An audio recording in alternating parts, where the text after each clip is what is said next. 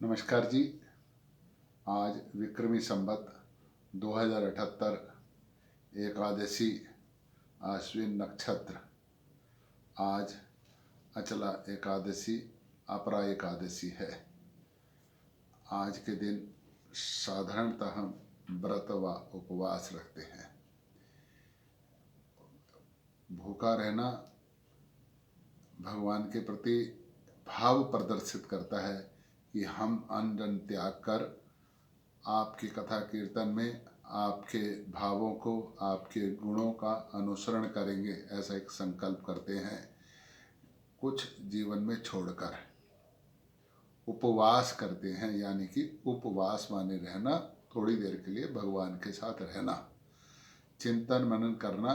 क्योंकि हम भगवान विष्णु का पूजन करते हैं, तो भगवान विष्णु के साथ चिंतन करना, उनके गुणों को अपने अंदर उतारने का प्रयास करना और ये आकलन करना कि प्रभु जो अपना आशीर्वाद हमारे पर दे रहे हैं, हमारा पालन कर रहे हैं, उस आशीर्वाद को आगे समाज में, घर में, बच्चों के लिए कितना हम आगे पहुंचा रहे हैं। कहीं ऐसा तो नहीं कि जो भगवान दे रहा है वो सारा का सारा हम अपने ऊपर ही खर्च कर रहे हैं, अपने परिवार पर भी। समाज को क्या दे रहे हैं, देश को क्या दे रहे हैं, इस पर भी आज एकादशी वाले दिन चिंतन मनन करना चाहिए। इसलिए महीने में 2 एकादशी आती है। आज की एकादशी अचला एकादशी या अपरा एकादशी है। आज की एकादशी की कथा के बारे में कहा जाता है कि एक राजा था, महीध्वज। महीध्वज राजा बहुत धर्मात्मा था और अपने प्रजा का पूरे ध्यान से पालन करता था। उनके सुख दुख का, उनके स्वास्थ्य का, उनकी शिक्षा का, उनके आने जाने का, हर प्रकार का यातायात, स्वास्थ्य, शिक्षा, सब प्रकार की उसके राज्य में व्यवस्था अच्छी थी। सभी प्रकार से संपन्नता थी। राजा का एक भाई भी था, ब्रजध्वज।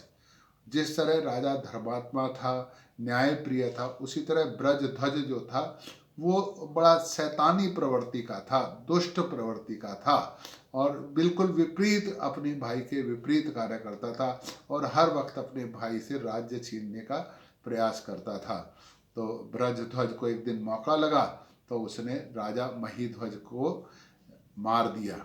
अब मार दिया तो महीध्वज को बड़ा चिंता, अपने जो राज्य की चिंता सताने लगी। तो क्योंकि मृत्यु से पहले मृत्यु हो गई थी, समय से पूर्व, तो अकाल मृत्यु हुई। तो राजा की जो आत्मा थी वो पीपल के पेड़ पर वास करने लगी और अपने बारे में जोर जोर से अपने राज्य के बारे में चिंतन मनन करने लगी कि पता नहीं प्रजा सुखी होगी नहीं होगी, उनका स्वास्थ्य कैसा रहेगा, शिक्षा मिलेगी नहीं मिलेगी, यातायात के साधन मेरे राज्य में उपलब्ध होंगे नहीं होंगे, न्याय मिलेगा या नहीं मिलेगा। इस प्रकार की चिंता राजा हर वक्त करते रहते थे। तो लेकिन अब वो पीपल पे कुछ दिखता तो था नहीं, तो लोग भूत समझते थे और डरते थे वहाँ आकर के। तो इसी तरीके से लोगों ने कहना शुरू कर दिया, पीपल पे तो भूत है, पीपल पे भूत है। ऐसे ही दिन बीतते चले गए। तो धौम्य ऋषि एक बार उस पीपल के पेड़ के नीचे से जा रहे थे, तो उनको भी ऐसी कुछ आवाज़ सुनाई दी। तो वो थोड़ी देर वहाँ रुके और अपने तप बल से ये जाना कि शायद पीपल पर राजा की आत्मा भटक रही है।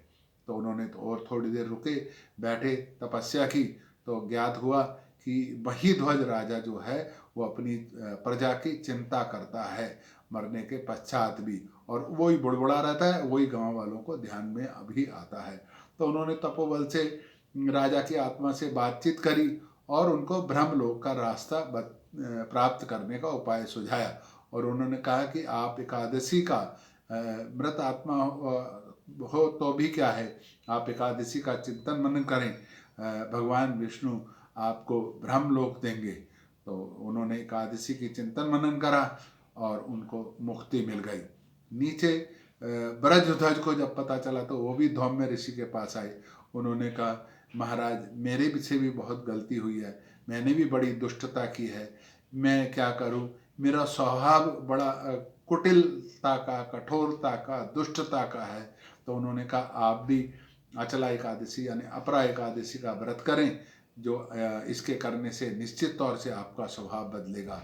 तो धौम्य ऋषि के कहने से उन्होंने अचला एकादशी यानी अपरा एकादशी का व्रत करना शुरू करा, जिसके प्रभाव से राजे के भाई का स्वभाव बदलता चला गया और स्वभाव बदलने के कारण से धन धान्य में वृद्धि हुई, उसका स्वभाव बदला और उसने फिर अपने भाई के लिए, उसकी तपस्या के लिए, उसकी मुक्ति के लिए ये सारा उपाय करना शुरू करा ताकि दोनों भाइयों को मुक्ति मिली। इस प्रकार से जो एकादशी का व्रत करेगा उसकी सभी मनोकामनाएं पूर्ण होंगी।